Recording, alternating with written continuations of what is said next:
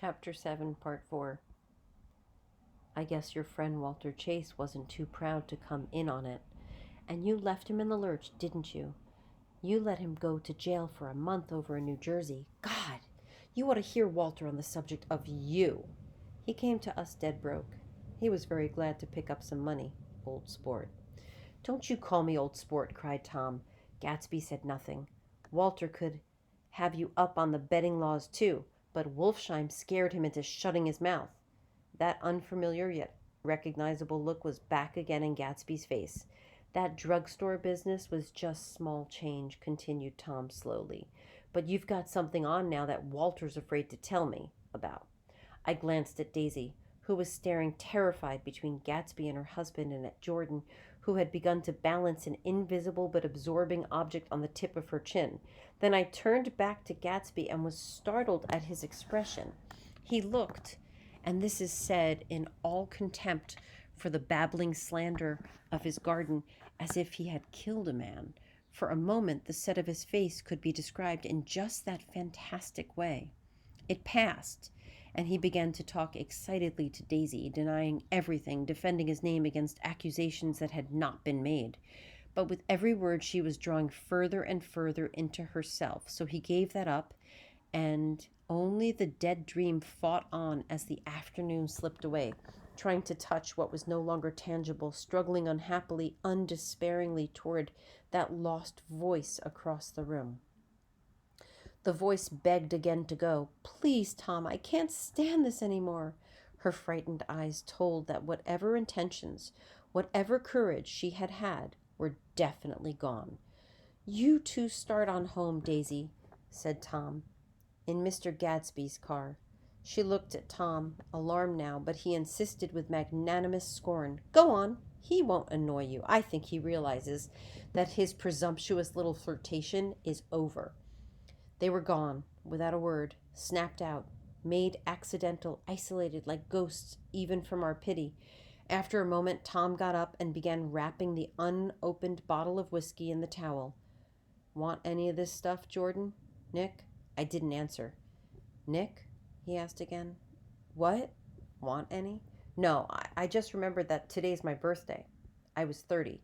Before me stretched the portentous, menacing road of a new decade. It was 7 o'clock when we got into the coupe with him and started for Long Island.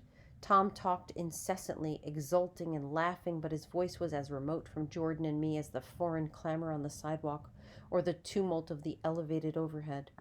Human sympathy has its limits, and we were content to let all their tragic arguments fade with the city lights behind. 30. The promise of a decade of loneliness, a thinning list of single men to know, a thinning briefcase of enthusiasm, thinning hair. But there was Jordan beside me, who, unlike Daisy, was too wise ever to carry well-forgotten dreams from age to age.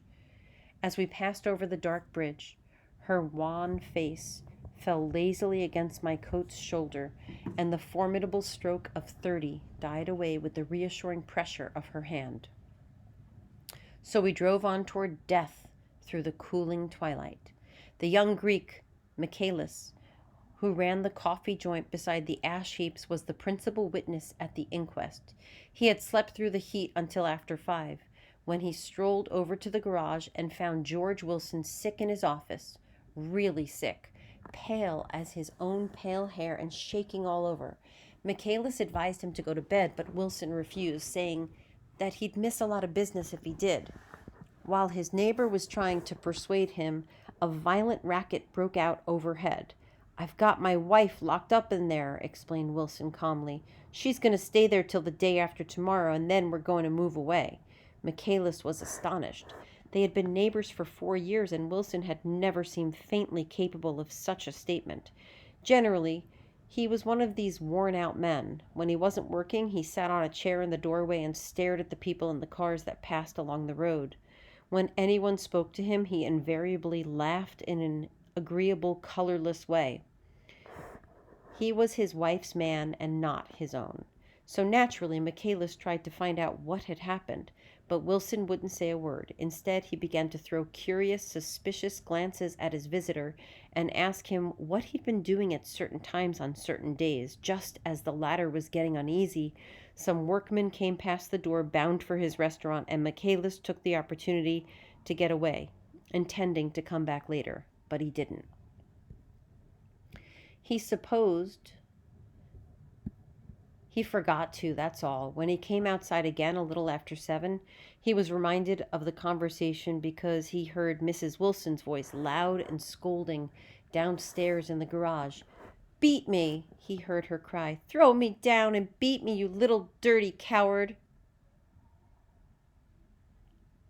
A moment later she rushed out into the dusk, waving her hands and shouting.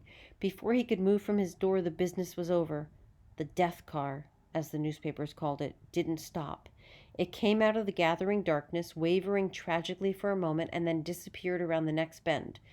Michaelis wasn't even sure of its color. He told the first policeman that it was light green. The other car, the one going toward New York, came to a rest 100 yards beyond, and its driver hurried back to where Myrtle Wilson, her life violently extinguished, knelt in the road and mingled her thick, dark blood with the dust. Michaelis and this man reached her first, but when they had torn open her shirtwaist, still damp with perspiration, they saw that her left breast was swinging loose like a flap, and there was no need to listen for the heart beneath. The mouth was wide open and ripped at the corners, as though she had choked a little in giving up the tremendous vitality she had stored so long. We saw the 3 or 4 automobiles and the crowd when we were still some distance away. "Wreck," said Tom. "That's good. Wilson'll have a little business at last." He slowed down, but still without intention of stopping, until as he came nearer, the hushed, intent faces of the people at the garage door made him automatically put on the brakes. "We'll take a look," he said doubtfully. "Just a look." I became aware now of a hollow, wailing sound which issued incessantly from the garage, a sound which, as we got out of the coupe and walked toward the door, resolved itself into the words, "Oh my God," uttered over and over in a gasping moan. "There's some bad trouble here," said Tom excitedly. He reached up on tiptoes and peered over a circle of heads into the garage, which was lit only by a yellow light in swinging wire basket overhead. Then he made a harsh sound in his throat, and with a violent thrusting movement of his powerful arms pushed his way through. The circle closed up again with a running murmur of expostulation. It was a minute before I could see anything at all. Then new arrivals deranged the line, and Jordan and I were pushed suddenly inside. Myrtle Wilson's body, wrapped in a blanket and then in another blanket, as though she suffered from a chill in the hot night, lay on a work table by the wall, and Tom, with his back to us, was bending over it motionless. Next to him stood a motorcycle policeman taking down names with such sweat and correction in a little book. At first I couldn't find the source of the high groaning words that echoed clamorously through the bare garage. Then I saw Wilson standing on the raised threshold of his office, swaying back and forth and holding to the doorpost with both hands. Some man was talking to him in a low voice and attempting from time to time to lay a hand on his shoulder, but Wilson neither heard nor saw. His eyes would drop slowly from the swinging light to the laden table by the wall, and then jerk back to the light again, and he gave out incessantly his high, horrible call, "Oh my God, oh my God, oh my God, oh my God." Presently Tom lifted his head with a jerk, and after staring around the garage with glazed eyes, addressed a mumbling and coherent remark to the policeman. "May," the policeman was saying. "Oh, no," recorded the man. "Mavro—" "Listen to me," muttered Tom fiercely. The policeman, "Oh, He looked up as Tom's broad hand fell sharply on his shoulder. "What you want, fella? What happened? That's what I want to know." "Auto hit her. Instantly killed." "Instantly killed," repeated Tom, staring. "She ran out in the road. Son of a bitch didn't even stop its car." "There was 2 cars," said Michaelis. "One comin', one goin', see?" "Goin' where?" asked the policeman keenly. "One goin' each way. Well, she—" His hand rose toward the blankets but stopped halfway and fell to his side. "She ran out there and the one coming from New York knocked right into her, going 30 or 40 miles an hour. What's the name of this place here? Demanded the officer. Hasn't got a name. A pale, well-dressed Negro stepped near. It was a yellow car, he said. Big yellow car, new. See the accident? Asked the policeman. No, but the car passed me down the road going faster than 40, going 50 or 60. Come here and let's have your name. Look out now. I want to get his name. Some words of this conversation must have reached Wilson, swaying in the office door, for suddenly a new theme found voice among his gasping cries. You don't have to tell me what kind of car it was. I know what kind of car it was. Watching Tom, I saw the wad of muscle back of his shoulder tighten under his coat. He walked quickly over to Wilson and, standing in front of him, seized him firmly by the upper arms. You've got to pull yourself together, he said with soothing gruffness. Wilson's eyes fell upon Tom. He started up to his tiptoes and then would have collapsed to his knees had Tom not held him upright. Listen, said Tom, shaking him a little. I just got here a minute ago from New York. I was bringing you that coupe you've been talking about. That yellow car I was driving this afternoon wasn't mine. Do you hear? I haven't seen it all afternoon. Only the Negro and I were near enough to hear what he said, but the policeman caught something in the tone and looked over with truculent eyes. What's all that? He demanded. I'm a friend of his. Tom turned his head but kept his hands firm on Wilson's body. He says he knows the car that did it. It was a yellow car. Some dim impulse moved the policeman to look suspiciously at Tom.